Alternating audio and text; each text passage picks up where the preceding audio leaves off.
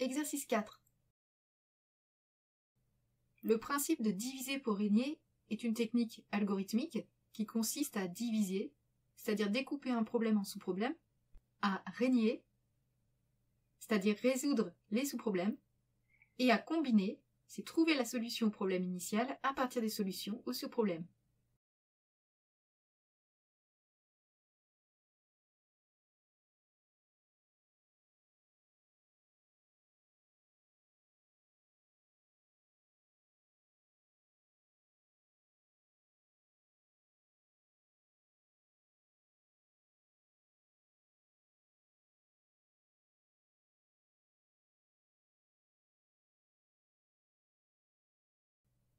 Petite 1a.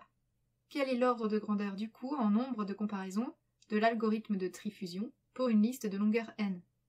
N représente le nombre d'éléments du tableau. X est la profondeur. Pour chacun des éléments, on fait les x étapes. 2 puissance x est égal à n.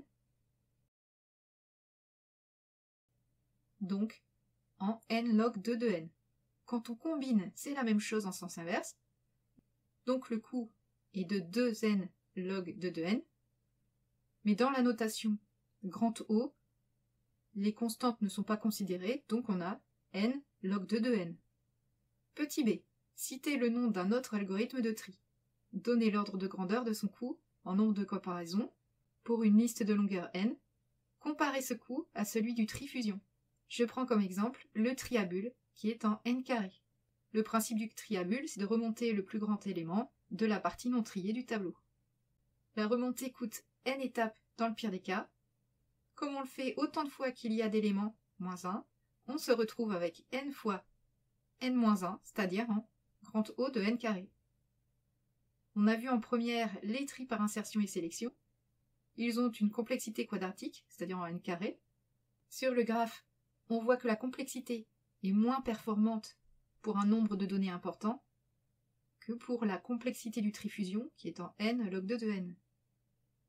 Petit 2. Donner la liste des affichages produits par l'appel qu'on nous donne.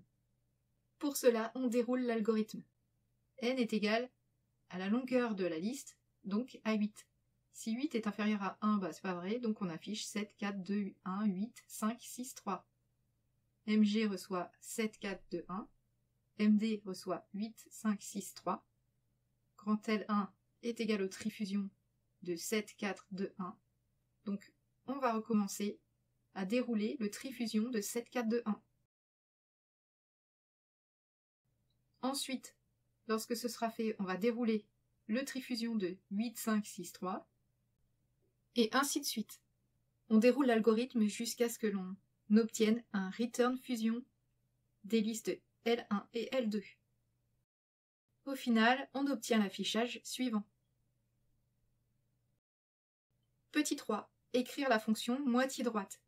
On a vu précédemment dans l'énoncé que moitié droite prend en paramètre une liste grand L et renvoie la sous-liste de grand L formée des éléments d'indice supérieur ou égal à len de L divisé par 2.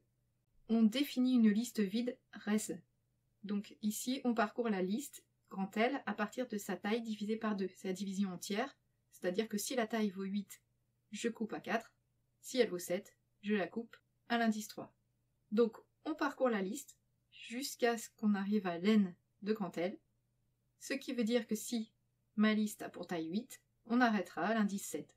Parce que rappelons que pour le range, on s'arrête avant le stop, comme lorsqu'on conduit. On insère l'élément de la liste dans res. On aurait pu écrire la fonction avec moins de lignes de code.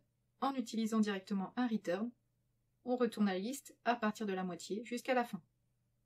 Petit 4. Écrire les instructions manquantes des lignes 17 à 22, permettant d'insérer dans la liste grand L les éléments des listes L1 et L2 par ordre croissant. Les entiers I1 et I2 représentent respectivement les indices des éléments des listes L1 et L2 que l'on souhaite comparer. Prenons l'exemple vu précédemment. Je déroule l'algorithme. I1 et I2 valent 0. Ils sont inférieurs à N1 et N2 respectivement. On rentre dans le temps que I1 n'est pas supérieur ou égal à N2 et I2 n'est pas supérieur ou égal à N2. I1 n'est pas supérieur ou égal à N1 et I2 n'est pas supérieur ou égal à N2. Donc on passe dans le sinon. E1 est égal à 4 et E2 est égal à 1. On veut insérer dans l'ordre croissant ces éléments.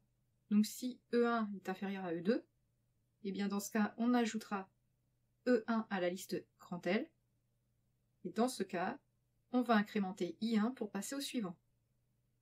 Mais si I1 n'est pas inférieur à E2, alors c'est que E2 est inférieur à E1, et dans ce cas, c'est E2 que j'insère dans la liste grand L. Et j'incrémente dans ce cas I2 pour traiter l'élément suivant.